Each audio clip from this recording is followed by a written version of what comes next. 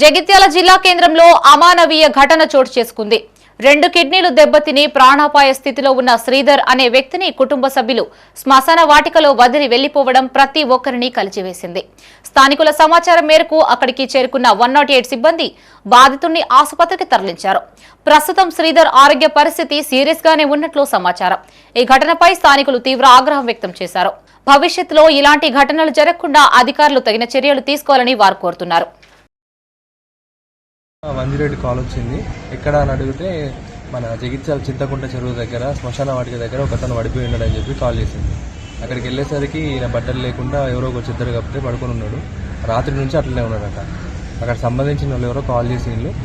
ఏమైంది అంటే ఎవరో తీసుకొచ్చి నైట్ ఇక్కడ పడేసిందని చెప్పి కాల్ చేసినాం. అదే ఆయన కూడా అదే విషయం చెప్తే వాళ్ళ ఆయన కాలు ఆపరేషన్ కావాలి, ఆపరేషన్ కు సంతకం చేయమంటే చెయ్యని చెప్పేసి వాళ్ళ భార్య వాళ్ళ బ్రదర్ కూడా ఉన్నాడని చెప్పి అంటున్నారు.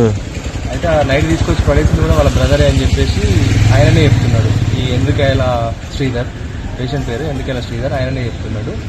ఫోన్ నెంబర్ ఇచ్చిండు. ఆ ఫోన్ నెంబర్ కాల్ చేస్తే స్విచ్ ఆఫ్ వచ్చింది. అందుకే మేము హాస్పిటల్ తీసుకొచ్చి అడ్మిట్ చేసినాం.